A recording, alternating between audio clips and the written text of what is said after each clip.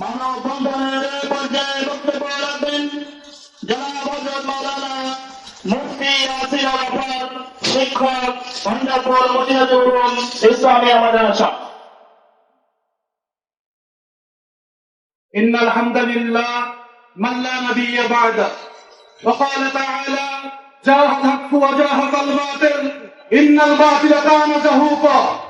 যুগে যুগে এই পৃথিবীতে যখন বাতিল এসেছে তখন হক এসে সেই বাতিলকে দমন করেছে। বাতিল যখন নমরুদের রূপ নিয়ে এসেছে তখন ইব্রাহিম আলাইহিস সালাম বাতিলকে দমন করেছে। যখন বাতিল আবু জাহেলের রূপ নিয়ে এসেছে তখন মুহাম্মদ সাল্লাল্লাহু আলাইহি ওয়াসাল্লাম বাতিলকে দমন করেছে।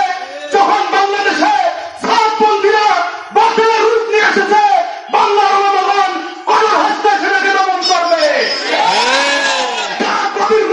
আমাদের রক্ত নিয়ে খেলা করছে তাদেরকে অসীমিত হবে, অসীমিত হবে।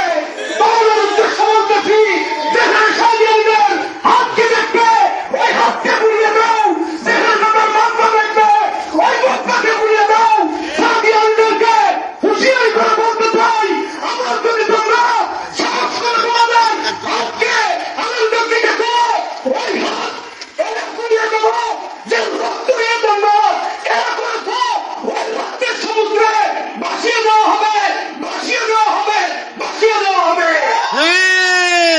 বলতে চাই এই সাদিয়ানিরা হচ্ছে শেখ হাসিনা রেখে দেওয়া চার সন্তান।